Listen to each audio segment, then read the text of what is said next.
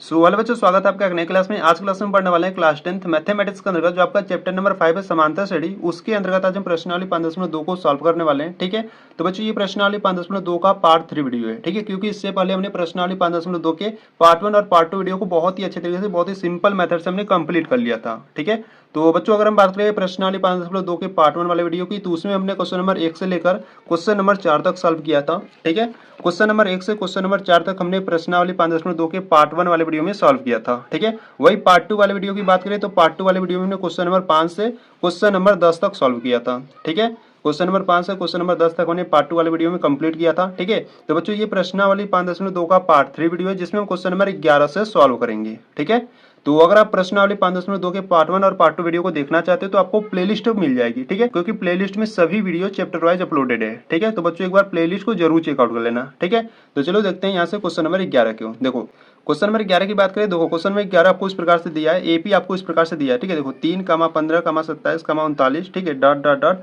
का कौन सा पद उसके 54वें पद से 132 अधिक होगा। ठीक है, यानी कि आपको यहाँ से क्या ज्ञात करना है, यहाँ से आपको कौन सा पद यानी कि n का मान ज्ञात करना है। ठीक है, तो बच्चों प्रश्न को ध्यान से पढ़ लेना। देखो आपसे कह रहा है कौन सा पद उसके 54वें पद से 132 अधिक होगा। ठीक है, तो मान लेंगे कि जो nवां पद है उसके 54वें पद से 132 अधिक होगा। ठीक है, तो पहले हम क्या करेंगे, 54वां पद को ज्ञात करेंगे। ठीक है, तो चलो सॉल्व करते हैं क्वेश्चन नंबर 11 को। देखो यहाँ से अगर हम बात करें क्वेश्चन नंबर 11 की, ठीक है, देखो तो क्वेश्चन नंबर 11 की बात करें तो यहाँ से बच्चों आपको एक एपी दिया है। ठीक है, तो पहले उसको लिख लेते हैं एपी को। देखो एपी आपको दिया है 3, 15, 27, ठीक है, 39। इस प्रकार से आपको एक एपी दिया है। ठीक है, तो इस एपी से पहले हम क्या करेंगे, 54वां पद याद करेंगे। ठीक है, देखो यहाँ से अगर हम बात करें जो यहाँ पर प्रथम पद यानी कि ए का मान क्या है, ए का मान 3 है। ठीक है, और सार्वंतर की बात करें डी, तो डी हम कैसे निकालते हैं, A2 माइनस A1 से। ठीक है, तो A2 का मान क्या है, यानी कि जो दूसरे स्थान पर क्या है, देखो 15 है, माइनस A1 का मान क्या है, 3 है। तो 15 में से 3 घटाओ कितना आ जाएगा, 12 आ जाएगा। ठीक है, डी का मान 12 आ गया। और यहाँ से हमको क्या ज्ञात करना है, यहाँ से हमको 54वां पद यानी कि A54 ज्ञात करना है। ठीक है, तो बच्चों देखो यहाँ से हम A54 की बात करें तो A54 आप कैसे ज्ञात करोगे, देखो ए लिखोगे प्लस 54 से कम क्या होगा, 53 होगा, इंटू डी करोगे। ठीक है, तो यहाँ पे देखो ए का मान क्या है, 3 है, तो यहाँ पर रखो 3 प्लस 53 इंटू डी का मान क्या है, डी का मान 12 है। ठीक है, अब इसको क्या करो, सॉल्व करो। देखो यहाँ से हो जाएगा 3 प्लस 53 गुणे 12। ठीक है, तो यहाँ से सॉल्व कर लो, 53 गुणे 12, 53 गुणे 12 करो। देखो 3 दूना 6, 5 दूना 10, ठीक है, और 53 एकम 53। ठीक है, तो यहाँ से हो जाएगा 6, यहाँ से हो जाएगा 3, यहाँ से 5 1 6 हो जाएगा। ठीक है, तो यहाँ से जब 53 गुणे 12 किए तो ये आपका आ गया 636 आ गया। ठीक है, कितना आ गया, 636 आ गया। तो 636 प्लस 3 कितना हो जाएगा, 639। ठीक है, यानी कि यहाँ से जो 54वां पद है वो कितना आ गया आपका, 639 आ गया। ठीक है, ठीक है, देखो अब हम क्या करेंगे, यहाँ से मान लेंगे कि जो nवां पद है वो 54वें पद से 132 अधिक है। ठीक है, तो यहाँ से आप लिखोगे माना nवां पद। ठीक है, माना nवां पद 54वें पद से, ठीक है, 54वें पद से 132 अधिक है। ठीक है, तो यहाँ से आप मान लोगे कि जो nवां पद है वो 54वें पद से 132 अधिक है। ठीक है, तो यहाँ से क्या हो जाएगा, देखो nवां पद जो है वो 54वें पद से यानी कि A54 कितना अधिक है, 132 अधिक है, तो 132 को इसमें जोड़ दोगी। ठीक है, तो यहाँ से आपका हो गया an is equal to A54 plus 132। ठीक है, तो यहाँ पे देखो A54 का मान अभी हम ज्ञात किए थे, कितना था, 639, तो यहाँ पे रखो, तो यहाँ से हो जाएगा an is equal to A54 का मान है 639 प्लस 132। ठीक है, तो दोनों को ऐड कर दो, कितना आ जाएगा, देखो an इज इक्वल टू 9 और 2 कितना हो जाएगा, 11, हासिल 1 बचा, 3 3 6 1 7, और 6 और 1 कितना हो जाएगा, 7। ठीक है, यानी कि जो यहाँ पर an का मान है वो कितना आ गया, 771 आ गया। ठीक है, तो बच्चों देखो आपको यहाँ से पूछ रहा था कि प्रश्न की कौन सा पद उसके 54वें पद से 132 अधिक है, यानी कि आपको यहाँ से क्या ज्ञात करना था, यहाँ से आपको n का मान ज्ञात करना था। ठीक है, तो n का मान ज्ञात करने के लिए आपको एक सूत्र होता है, यानी कि जो nवां पद का सूत्र होता है, क्या होता है, देखो सूत्र की बात करें तो सूत्र क्या होता है आपका, सूत्र होता है आपका an is equal to A plus n minus 1 into D होता है। ठीक है, तो इसमें हम क्या करेंगे, सभी मान को रखेंगे और यहाँ से n का मान ज्ञात कर लेंगे। ठीक है, देखो यहाँ से an का मान क्या है, an का मान है 771 बराबर में a का मान क्या है, देखो a का मान यहाँ पे 3 है। ठीक है, तो यहाँ पे रखो 3 प्लस n का मान हमको ज्ञात करना है इंटू डी का मान। देखो डी का मान हम ज्ञात किए थे ना, डी का मान क्या है, 12 है, तो यहाँ पे रखो 12। अब इसको सॉल्व करो, देखो 771 3 को इधर लाओगे तो माइनस का 3 हो जाएगा, बराबर में बचेगा n-1 इंटू में है 12, ठीक है। तो 771 में से जब 3 जाएगा तो कितना बचेगा आपका 768 बचेगा, ठीक है। और बच्चों देखो ये जो 12 है गुणा में है, ठीक है, इधर लाओगे तो क्या हो जाएगा बट्टी में हो जाएगा, ठीक है। बराबर में आपका क्या बचेगा n-1 बचेगा, ठीक है। देखो यहाँ पर जो संख्याएं कट रही है, ठीक है, तो यहाँ से पहले क्या करते हैं ना 2 से काटो, देखो 2 से काटोगे तो 2 छक्के 12, ठीक है। इसको काटोगे तो 2 3 6 हो जाएगा, एक बचेगा, ये 16 हो जाएगा, 2 2 अट्ठे 16 और ये 8 बचा तो 2 चौके 8, ठीक है। फिर से काटो, देखो 6 एकम 6, यहाँ से 6 का गुणा 6 में कर दोगे तो 36 हो जाएगा, यानी कि 6 छिया के 36, यहाँ पर कितना बचा 2, तो यहाँ 2 बचा, यहाँ पे कितना बचा 2 बचा, ठीक है। तो 6 चौका 24, ठीक है, यानी कि यहाँ पर कितना आ गया 64, तो यहाँ पर आपका आ गया 64 बराबर n-1, ठीक है।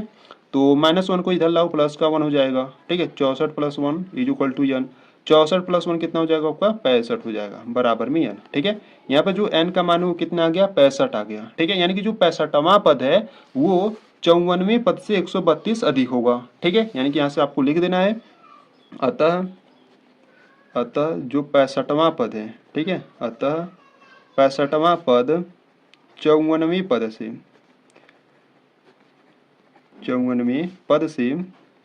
132 अधिक है, ठीक है। तो इस प्रकार से इसको आपको सॉल्व करना था क्वेश्चन नंबर 11 को, ठीक है। तो बच्चों ये जो क्वेश्चन नंबर 11 है आपके लिए थोड़ा सा इंपॉर्टेंट है, ठीक है, इसको ध्यान से देख लेना, ठीक है। तो यहाँ पर आपका क्वेश्चन नंबर 11 कंप्लीट हुआ, ठीक है। तो चलो क्वेश्चन नंबर 12 को देखते हैं। देखो यहाँ से अगर हम बात करें क्वेश्चन नंबर 12 की, ठीक है। देखो क्वेश्चन नंबर 12 क्या करा है, क्वेश्चन नंबर 12 करा है कि दो समांतर श्रेणियों का सर्वांतर समान है, यदि इनके 100वें पदों का अंतर 100 है तो इनके 1000वें पदों का अंतर क्या होगा, ठीक है।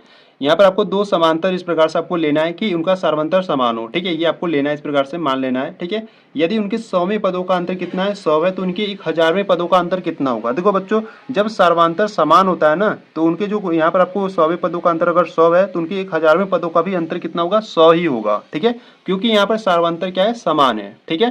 तो जैसे मान लो यहाँ पर अगर मान लो 10वें पदों का अंतर 10 है तो 100वें पदों का अंतर कितना होगा वो भी 10 ही होगा, ठीक है, अगर सर्वांतर समान रहेगा तो, ठीक है। तो यहाँ पर आपको दो समांतर श्रेणी इस प्रकार से मान लेना है, ठीक है, जिसका सर्वांतर समान हो, ठीक है। तो चलो देखते हैं क्वेश्चन नंबर 12 को। देखो यहाँ से अगर हम बात करें क्वेश्चन नंबर 12 की, ठीक है, तो बच्चों ध्यान से देखना, ठीक है, बहुत ही ईजी है। देखो यहाँ से अगर हम बात करें क्वेश्चन नंबर 12 की, ठीक है, तो क्वेश्चन नंबर 12 में बच्चों आपको दो समांतर श्रेणी आपको मान लेना है, ठीक है। तो यहाँ से पहले देखो मानने से पहले मैं आपको बताता हूँ समांतर श्रेणी का व्यापक रूप क्या होता है। देखो समांतर श्रेणी का व्यापक रूप क्या होता है, देखो व्यापक रूप कहो या मानक रूप कहो, ठीक है। तो इसका जो व्यापक रूप होता है या मानक रूप होता है, देखो ये पहले तो a होता है, फिर उसके बाद a + d होता है, फिर उसके बाद a + 2d होता है, फिर इसके बाद a + 3d होता है, ठीक है। तो ये बच्चों इस समांतर श्रेणी का क्या होता है व्यापक रूप होता है या मानक रूप होता है, ठीक है। तो इसी प्रकार से हम दो समांतर श्रेणी मानेंगे। देखो कैसे, देखो यहाँ से आप पहले आप लिखोगे माना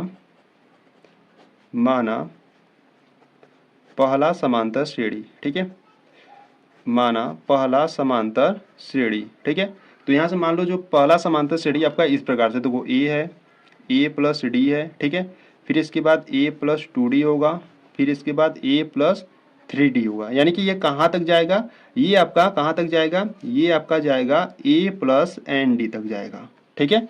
तो इस प्रकार से हमने पहला समांतर श्रेणी मान लिया जिसमें ये जो a है वो आपका स्मॉल है और ये d तो आपका समान ही रहेगा, ठीक है। इसी प्रकार हम क्या करेंगे सेकेंड वाला समांतर श्रेणी मानेंगे, ठीक है। तो यहाँ से आप फिर मानोगे माना दूसरा समांतर श्रेणी, ठीक है, माना दूसरा समांतर श्रेणी।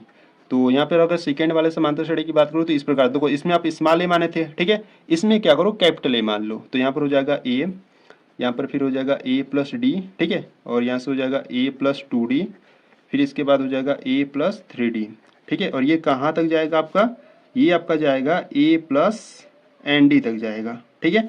तो इस प्रकार से हमने दो समांतर श्रेणी मान लिया, ठीक है। अब देखो बच्चों आपको प्रश्न में कहा कि अगर इनके 100वें पदों का अंतर 100 है तो हमको 1000वें पदों का अंतर ज्ञात करना है ना, यानी कि यहाँ से आपको दिया 100वें पदों का अंतर। देखो यहाँ पर 100वें पदों यानी कि यहाँ से small a 100 minus capital A 100, ठीक है, इनका अंतर यानी कि माइनस बराबर 100वें पदों का अंतर कितना है 100 है, ठीक है। तो यहाँ से देखो इसको पहले सॉल्व करते हैं। देखो 100 को हम क्या लिख सकते हैं, a 100 को हम क्या लिख सकते हैं, इसको हम लिख सकते हैं a + 100 से 1 कम 99 इंटू d, ठीक है, और इसको माइनस लगाओ ब्रैकेट में, ये जो कैपिटल ए 100 है इसको हम क्या लिखेंगे, ए लिखेंगे प्लस 100 से एक कम 99 इंटू डी, ठीक है, और बराबर में क्या है 100 है। इसको सॉल्व करो, देखो यहाँ से हो गया ए प्लस 99 डी माइनस अंदर भेजोगे तो ये हो जाएगा माइनस का ए, ये प्लस है तो ये भी माइनस का हो जाएगा, ठीक है, और बराबर में 100 है। देखो यहाँ पर प्लस का 99 डी और यहाँ पर माइनस का 99 डी, ये कैंसिल आउट हो जाएगा, ठीक है, यहाँ से आपका बचेगा ए माइनस, ठीक है, यहाँ से A minus capital A is equal to 100 बचेगा, ठीक है। तो बच्चों यहाँ से आपका ये बच्चा, ठीक है, इसको क्या करो अभी समीकरण नंबर 1 बना लो, ठीक है। अभी हम बता रहे हैं क्यों बना रहे हो, ठीक है। अब देखो बच्चों आपसे प्रश्न में पूछा है कि अगर उनके 100वें पदों का अंतर 100 है तो उनके 1000वें पदों का अंतर कितना होगा, ठीक है। तो यहाँ से हम क्या करेंगे, अब 1000वें पदों का अंतर ज्ञात करेंगे। देखो 1000वें पदों का अंतर, ठीक है, तो इस प्रकार से ये कितना होगा, ठीक है। तो यहाँ से अगर हम बात करें 1000 को हम क्या लिख सकते हैं, इसको हम लिख सकते हैं ए प्लस 1000 से एक कम का होगा 999 होगा इंटू डी, ठीक है, फिर माइनस ब्रैकेट लगाओगे, यहाँ पे देखो कैपिटल ए है तो यहाँ पे लिखो कैपिटल ए प्लस 1000 से एक कम क्या होगा 999 होगा, ठीक है, और इंटू डी, ठीक है। तो इसको क्या करो सॉल्व करो। देखो यहाँ से क्या करते हैं ना, ये जो माइनस अंदर भेजेंगे पहले इसको लिखो ए प्लस 999 डी माइनस अंदर भेजोगे तो ये माइनस को हो जाएगा और ये भी माइनस को हो जाएगा, ठीक है। तो यहाँ से देखो बच्चों यहाँ पे देखो प्लस 999 डी और माइनस 999 डी कैंसिल आउट हो जाएगा, ठीक है। यहाँ से आपका बचेगा स्मॉल ए माइनस का कैपिटल ए बचेगा, ठीक है। और इसका मान कितना था, जो इसका मान था वो 100 था, ठीक है, तो यहाँ पर रख दो। इसका जो मान था वो कितना था 100 था, यानी कि आपको यह बता देना है कि हम कहाँ से रखे हैं, हम समीकरण नंबर 1 से रखे हैं, ठीक है। इसीलिए देखो बच्चों इसको हम क्या करें समीकरण नंबर 1 बनाए थे, ठीक है। तो देखो यहाँ से अगर 100वें पदों का अंतर 100 है तो इनके 1000वें पदों का अंतर कितना होगा 100 होगा, ठीक है। तो बच्चों आपको इस प्रकार से इसको सॉल्व करना था क्वेश्चन नंबर 12 को, ठीक है। तो यहाँ पर आपका क्वेश्चन नंबर 12 कंप्लीट हुआ, ठीक है। सबसे आसान तरीका यही है इसको ज्ञात करने का, ठीक है। तो चलो अब क्वेश्चन नंबर 13 को देखते हैं। देखो यहाँ से अगर बात करें क्वेश्चन नंबर 13 की, ठीक है, देखो क्वेश्चन नंबर 13 आपको करा है कि 3 अंकों वाली कितनी संख्याएं 7 से विभाज्य है, ठीक है। 3 अंकों वाली संख्याएं आपको ऐसे ज्ञात करनी है कि जो 7 से विभाज्य हो वो कितनी होगी ऐसी संख्याएं, ठीक है। तो देखो बच्चों 3 अंकों वाली 100 से तो स्टार्ट होती है, ठीक है। तो देखो सॉल्व करते हैं क्वेश्चन नंबर 13 को। देखो ठीक है, देखो यहाँ से अगर हम बात करें क्वेश्चन नंबर 13 की, ठीक है, तो बच्चों ये क्वेश्चन नंबर जो 13 है ना आपके लिए इंपॉर्टेंट है, ठीक है। तो इसको आपको क्वेश्चन नंबर 13 को इंपॉर्टेंट बना लेना है, ठीक है। तो बच्चों देखो क्वेश्चन नंबर 13 में आपको क्या करा है, क्वेश्चन नंबर 13 में आपको करा है कि 3 अंकों वाली कितनी संख्याएं हैं जो 7 से विभाज्य है, ठीक है। तो 3 अंकों वाली संख्याएं कहाँ से स्टार्ट होती है, देखो 3 अंकों वाली जो संख्याएं होती है वो 100 से स्टार्ट होती है और कहाँ तक जाती है 999 तक जाती है, ठीक है। तो अब देखो आपको 100 के आसपास ऐसे संख्या ढूंढनी है जो 7 से विभाज्य हो, ठीक है। तो 100 के आसपास ढूंढो, देखो जब आपको 100 तो होगा नहीं, ठीक है। 101 की बात करें तो ये भी नहीं होगा, ठीक है। 102 की बात करें तो ये भी नहीं होगा। 103 ये तो होगा ही नहीं, ठीक है। 104 को देखो, 104 को जब 7 से डिवाइड करोगे तो देखो लो यहाँ पर 7 एक कम 7 और यहाँ से डिवाइड करोगे तो 7 एक कम 7, ठीक है। और यहाँ पर कितना बचेगा 3, यानी कि 34 हो गया। 34 तो होगा नहीं 7 से विभाजित, ठीक है। यहाँ पर आपको 105 को चेक करना है। 105 को देखो 7 एक कम 7, यहाँ पे 7 एक कम 7, ठीक है। और यहाँ से कितना बचेगा 3, यानी कि 35, 7 पच्चे 35, ठीक है। 15 बार में डिवाइड हो जा रहा है, यानी कि यहाँ पर जो आपको पहला संख्या मिला वो आपको 105 मिला, ठीक है। तो बच्चों देखो आपको इस प्रकार से आपको ढूंढना होगा, ठीक है, चेक करना होगा कि कौन सा संख्या ऐसी है जो 7 से विभाज्य है, ठीक है। तो हमको मिल गया 105 जो कि 7 से विभाज्य है, ठीक है। जब आपको एक संख्या मिल जाए ना उसमें आपको क्या करना है, उसमें आपको 7 को ऐड करते जाना है। देखो यहाँ पर 105 मिल गया, अब 105 में 105 मिल गया, अब 105 में जब 7 जोड़ोगे तो कितना हो जाएगा 112, ठीक है। 112 में जब 7 जोड़ोगे तो कितना हो जाएगा 119, ठीक है। यानी कि ये आपका डॉट डॉट डॉट कहाँ तक जाएगा 999 तक, यानी कि 999 के आसपास आपको ढूंढना है जो 7 से विभाज्य हो, ठीक है। देखो 999 के आसपास वो संख्या आपको कौन सा होगा, तो 900 आपका 94, ठीक है। 994 7 से विभाज्य होगा। देखो कैसे, देखो 7 एक कम 7 ये हो गया, यहाँ से इसको डिवाइड करो, देखो 7 एक कम 7, 2 बच्चा, ठीक है 29 हो गया।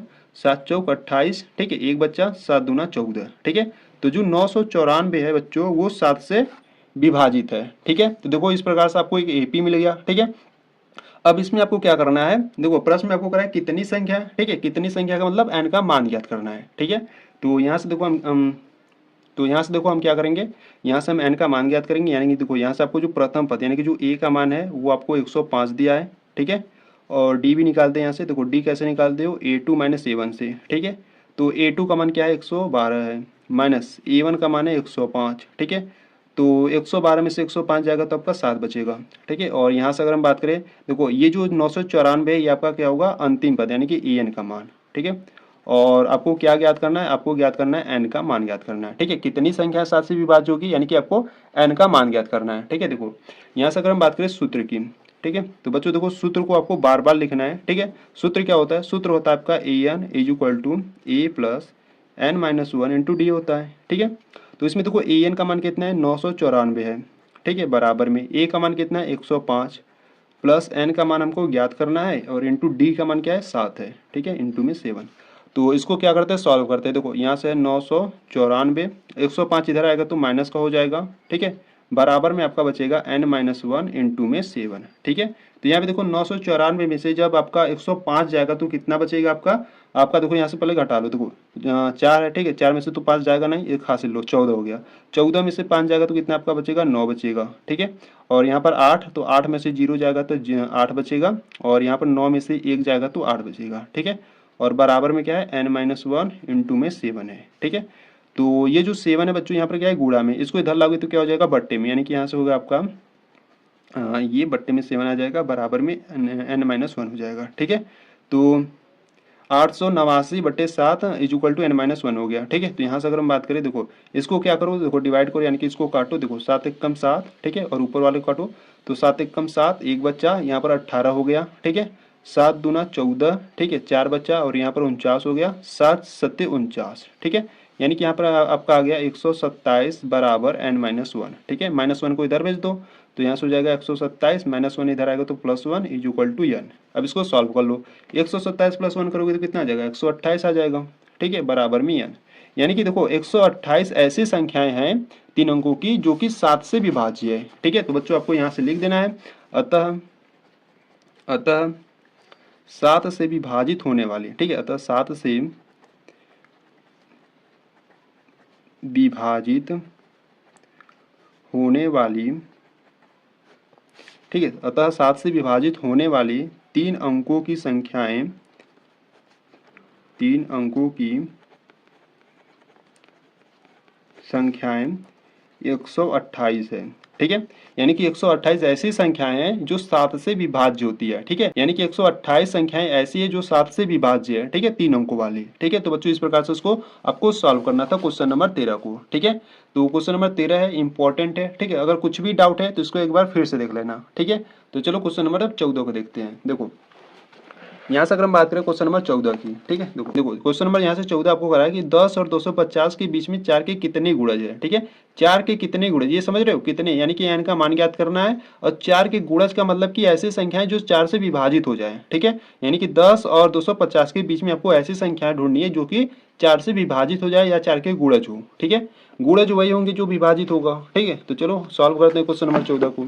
देखो यहाँ से अगर हम बात करें क्वेश्चन नंबर 14 की, ठीक है, तो क्वेश्चन नंबर 14 भी बच्चों आपके लिए इंपॉर्टेंट है, ठीक है। ये आपके बोर्ड एग्जाम में ऐसे सवाल आते हैं, ठीक है, तो ध्यान से देखना, और मैं आपको बहुत ही सिंपल तरीके से बताऊंगा। देखो यहाँ से अगर हम बात करें तो आपको देखो 10 और 250 दिया है, ठीक है, 10 और 250 दिया है, ठीक है। यानी कि इसमें आपको ऐसी संख्याएं ढूंढनी है जो 4 के गुणज हो, ठीक है। तो देखो 4 के गुणज का मतलब समझ रहे हो बच्चों, 4 के गुणज मतलब कि जो 4 से विभाजित हो। देखो यहाँ पर आपको 10 दिया है, ठीक है, 10 तो 4 से विभाजित होगा नहीं, ठीक है, 11 भी नहीं होगा, 12 होगा, ठीक है, 12 होगा 4 से विभाजित 3 बार में, ठीक है। यानी कि यहाँ पर जो पहला संख्या मिला आपको 12 मिला, ठीक है। जब आपको पहला संख्या मिल जाए तो आपको उसमें क्या करना है, 4 को ऐड करते जाना है। देखो 12 में 4 जोड़ोगे तो कितना हो जाएगा, 16, 16 भी क्या होगा, 4 से विभाजित होगा, ठीक है।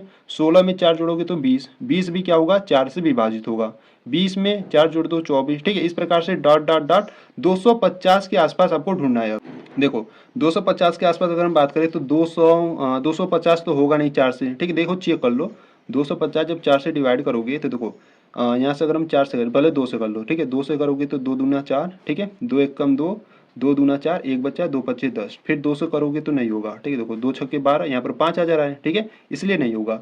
250 नहीं होगा, 249 तो होगा नहीं, 248 को चेक कर लो। देखो 248, 2 से डिवाइड करो, देखो 2 एक कम 2, 2 एक कम 2, सॉरी यहाँ पे 4 रहेगा ना, तो यहाँ से करते हैं ना, 4 से सीधा कर लेते हैं। देखो 4 एक कम 4, 4 6 चौका 24 यहाँ से हो जाएगा, और यहाँ पर 4 दूना 8, यानी कि ये जो 248 है वो 4 से डिवाइड हो जा रहा है, ठीक है। तो यहाँ से आप क्या लिखोगे, यहाँ से जो आपका हो गया आपका 248, ठीक है। तो बच्चों यहाँ पे देखो, यहाँ पर आपको इस प्रकार से आपको एक AP मिल गया, ठीक है। तो यहाँ से आपको क्या करना है, n का मान ज्ञात करना है, ठीक है। कितने गुणज है, यानी कि आपको n का मान ही ज्ञात करना है, ठीक है। तो देखो बच्चों यहाँ से अगर हम बात करें प्रथम पद की यानी कि A की, तो A का मान यहाँ पर 12 है, ठीक है। सार्वंतर की बात करें तो सार्वंतर आप A2 माइनस A1 से निकालते हो। तो देखो A2 का मान क्या है, 16 है, माइनस A1 का मान है 12। तो 16 में से 12 जाएगा तो 4 आ जाएगा, ठीक है। और यहाँ से देखो ये जो 248 है ये आपका अंतिम पद है, यानी कि an की वैल्यू है, ठीक है। और आपको क्या ज्ञात करना है, आपको n का मान ज्ञात करना है, ठीक है। तो देखो यहाँ से सूत्र क्या होता है, सूत्र की बात करें तो देखो सूत्र होता है आपका en is equal to a plus n minus 1 into D होता है, ठीक है। तो यहाँ पर हम क्या करेंगे, सभी मान को रखेंगे। देखो an का मान कितना है, 248 है, ठीक है, बराबर में a का मान है 12 प्लस n का मान हमको ज्ञात करना है इंटू डी का मान है 4, ठीक है। तो इसको सॉल्व करते हैं। देखो 248 प्लस 12 इधर आएगा तो माइनस का 12 हो जाएगा, बराबर में n माइनस 1 गुणे में 4, ठीक है। तो यहाँ से देखो 248 में से जब 12 जाएगा तो कितना बचेगा आपका, 236, ठीक है। गुणे में 4 है, इधर आएगा तो बट्टे में हो जाएगा, बराबर में क्या बचेगा, n माइनस 1, ठीक है। अब इसको क्या करो, सॉल्व करो। देखो यहाँ से पहले इसको 4 से डिवाइड करते हैं, ठीक है। देखो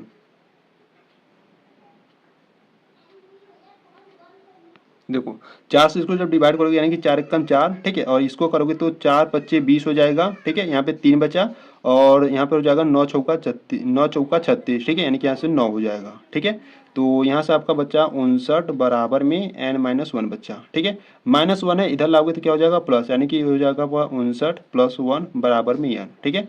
अब 59 प्लस 1 कितना हो जाएगा आपका 60, यानी कि जो n की वैल्यू है वो कितनी आ गई, 60 आ गई, ठीक है। तो यहाँ पर जो n का मान है वो 60 आ गया, ठीक है। तो आपको यहाँ से लिख देना है। यहाँ से आप क्या लिखोगे, यहाँ से आप लिखोगे अतः अतः 10 और 250 के बीच, ठीक है। अतः 10 और 250 के बीच, ठीक है। अतः 10 और 250 के बीच में 4 के गुणज, ठीक है। 250 अतः 10 और 250 के बीच में 4 के सॉरी यहाँ पे रहेगा 4 के, ठीक है। 4 के जो गुणज है, ठीक है, 4 के गुणज कितने हैं, 60 है, ठीक है। तो इस प्रकार से इसको सॉल्व करना था, ठीक है। तो यहाँ पे देखो बच्चों जो n का मान था 60 आ गया, ठीक है। और वही आपको n यानी कि कितने गुणज है वही आपको ज्ञात करना था। तो यहाँ पर जो यहाँ पर जो 10 और 250 के बीच में 4 के गुणज है वो कितने हो जाएंगे, 60 हो जाएंगे, ठीक है। तो इस प्रकार से इसको आपको सॉल्व करना था क्वेश्चन नंबर 14 को, ठीक है। तो यहाँ पर आपका ये कंप्लीट हुआ। तो चलो क्वेश्चन नंबर 15 को देखते हैं। देखो यहाँ से अगर हम बात करें क्वेश्चन नंबर 15 की, ठीक है। देखो क्वेश्चन नंबर 15 यहाँ से आपको करा है कि n के किस मान के लिए दोनों समांतर श्रेणियों, ठीक है, इस प्रकार से आपको एक दिया समांतर श्रेणी और यहाँ से आपको दिया है, ठीक है, कि nवें पद बराबर होंगे, ठीक है। तो यहाँ से देखो आपको क्या करना है, पहले इसका nवां पद निकाल लेना है, ठीक है, इस समांतर श्रेणी का। फिर इसके बाद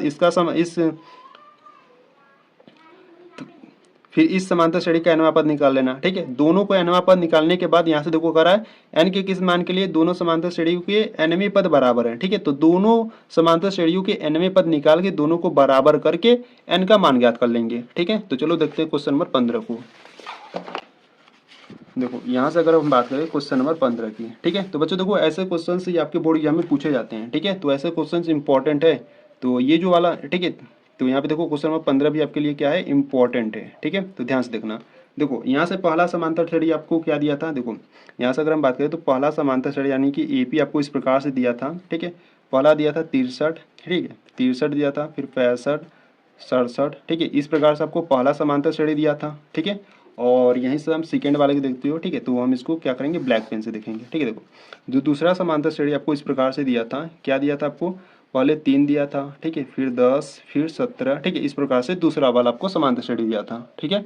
तो बच्चों यहाँ से देखो हम क्या करेंगे, दोनों समांतर श्रेणियों को क्या ज्ञात करेंगे, nवां पद ज्ञात करेंगे, ठीक है। देखो यहाँ से अगर हम इसमें बात करें a का मान क्या है, a का मान आपका 63 है, ठीक है। d का मान ज्ञात करो A2 माइनस A1 से। तो A2 का मान क्या है आपका 65 है, माइनस A1 का मान 63 है। तो 65 में से 63 जाएगा तो 2 बचेगा, ठीक है। और यहाँ से अगर हम बात करें आपको क्या ज्ञात करना है, nवां पद, ठीक है। आपको क्या ज्ञात करना है, nवां पद। तो देखो बच्चों सूत्र क्या होता है, सूत्र होता है आपका an is equal to A plus N minus 1 into D होता है, ठीक है। ये सूत्र होता है। इनमें हम क्या करेंगे, सभी मान को रखेंगे। तो देखो यहाँ से हम क्या करेंगे, देखो यहाँ से हो जाएगा आपका an बराबर a का मान क्या है 63 है और प्लस n माइनस 1, ठीक है, n का मान हमको ज्ञात करना है, इंटू डी। डी का मान क्या है 2 है, ठीक है। तो यहाँ से आपका आ गया A N is equal to 63 plus n minus 1 into का 2 ही है, ठीक है, यानी कि यही वाली वैल्यू रहेगी, ठीक है। तो इसको आपको क्या करना है, इसको आपको समीकरण नंबर 1 बना लेना है, ठीक है। अभी के लिए इसको समीकरण नंबर 1 बना लो, ठीक है। अब इस ए बी की बात करते हैं। देखो इसमें अगर हम प्रथम पद यानी कि ए की बात करें तो ए का मान 3 है। डी की बात करें तो a2 माइनस a1 से ज्ञात कर लो। देखो a2 का मान 10 है माइनस a1 का मान 3 है, ठीक है। तो 10 में से 3 जाएगा तो 7 आ जाएगा, ठीक है। और यहाँ से हमको क्या ज्ञात करना है, an का मान ज्ञात करना है, ठीक है। तो यहाँ से देखो सूत्र क्या होगा, तो सूत्र को देखो बच्चों आपको बार बार लिखना है, ठीक है। सूत्र हो जाएगा A N is equal to A plus N minus 1 into D हो जाएगा, ठीक है। तो यहाँ से A N is equal to A का मान यहाँ पर 3 है plus N minus 1 into D का मान क्या है 7 है, ठीक है। तो इसको आपको क्या करना है, इसको आपको समीकरण नंबर सेकेंड बना लेना है, ठीक है। तो देखो बच्चों आपको प्रश्न में कह रहा है कि एनवे के किस मान के लिए, यानी कि एन के किस मान के लिए दोनों समांतर श्रेणियों के एनवे पद बराबर है, ठीक है। यानी कि देखो जो यहाँ पर आपको प्रश्न में कर रहा है कि एनवे पद बराबर है, ठीक है। यानी कि ये जो एनवा पद है और ये जो एनवा पद है दोनों क्या है बराबर है, ठीक है। तो यहाँ पर आप लिखोगे चूंकि प्रश्नानुसार, ठीक है, प्रश्नानुसार, ठीक है। प्रश्नानुसार बच्चों ये जो ए एन है यानी कि जो एनवा पद है वो क्या है बराबर है, ठीक है। ये आपको प्रश्न में कहा है, ठीक है। तो यहाँ से हम क्या करेंगे, समीकरण 1 और समीकरण 2 को बराबर कर देंगे, ठीक है। तो यहाँ पे देखो समीकरण नंबर 1 क्या है, 63 है प्लस एन माइनस 1 है और इंटू 2 है बराबर में ये आपका क्या है समीकरण नंबर 2, ये आपके पास 3 है प्लस एन माइनस 1 इंटू में 7 है, ठीक है। अब इन दोनों को आपको सॉल्व कर एन का मान ज्ञात कर लेना है। देखो यहाँ से अगर हम बात करें तो ये यहाँ पर आ गया होगा 63 प्लस 2 का मल्टीप्लाई कर लो यहाँ पर, तो 2 का गुणा एन में करोगे तो 2n माइनस का 2 हो जाएगा बराबर में इसका भी इसी प्रकार से हल कर लो 3 प्लस 7n माइनस का 7, ठीक है। तो यहाँ से देखो सॉल्व करते हैं। देखो पहले क्या करते हैं ना, जो n वाला वैल्यू उसको एक तरफ करते हैं। देखो यहाँ पे जो 2n है ना इसको हम क्या करेंगे उधर ले जाएंगे। देखो यहाँ पर आपका 63 में से पहले 2 घटा दो, 63 में से 2 जाएगा तो 61 बचेगा, ठीक है। और ये वाला देखो -7 है और यहाँ पर प्लस का 3 है, ठीक है। तो -7 में से जब प्लस का 3 जाएगा तो कितना बचेगा, -4। जब -4 इधर लाओगे तो क्या हो जाएगा, +4 हो जाएगा बराबर में क्या है 7n है। और ये जब 2n उधर जाएगा तो -2n हो जाएगा, ठीक है। तो 61 प्लस 4 कितना हो जाएगा, 65 हो जाएगा बराबर में 7n में से 2n जाएगा तो कितना बचेगा, 5n बचेगा, ठीक है। तो देखो यहाँ पर 5 क्या है गुणा में, इधर लाओगे तो क्या हो जाएगा बट्टे में, यानी कि 65/5 हो जाएगा बराबर में n, ठीक है। तो 5 एकम 5, 13 पच्चे 65, यानी कि जो n का मान है वो कितना आ गया, 13 आ गया, ठीक है। तो इस प्रकार से इसको आपको सॉल्व करना था क्वेश्चन नंबर 15 को, ठीक है। तो बच्चों यहाँ पर आपका जो क्वेश्चन नंबर 15 है वो आपका कंप्लीट हुआ, ठीक है। तो देखो बच्चों इसके बाद हम क्या करेंगे, क्वेश्चन नंबर 16 से ना नेक्स्ट वीडियो में हम सॉल्व करेंगे, ठीक है। ये क्वेश्चन नंबर 16 से हम नेक्स्ट वीडियो में सॉल्व करेंगे क्योंकि ये वीडियो काफी लंबी हो जाएगी, ठीक है। अगर हम क्वेश्चन नंबर 16 से क्वेश्चन नंबर 20 तक सॉल्व करेंगे तो ये लंबी वीडियो हो जाएगी, ठीक है। इसलिए हम क्या करेंगे, क्वेश्चन नंबर 16 से लेकर क्वेश्चन नंबर 20 तक हम क्या करेंगे, प्रश्नावली 5.2 के पार्ट 4 वाले वीडियो में देखेंगे, ठीक है। अगर आपको पार्ट 4 यानी कि क्वेश्चन नंबर 16 से आगे वाले क्वेश्चन को देखना है तो आपको क्या करना है बच्चों, प्लेलिस्ट को चेकआउट कर लेना है, ठीक है। प्लेलिस्ट में सभी वीडियोज अपलोडेड है, ठीक है, वहां पर आप पार्ट 4 को देख सकते हो, ठीक है। तो बच्चों अगर आपको ये वीडियो अच्छी लगी तो वीडियो को लाइक कर देना, ठीक है। चैनल पर नया तो चैनल को सब्सक्राइब कर देना, ठीक है। तो चलो मिलते हैं पार्ट 4 वाले वीडियो में।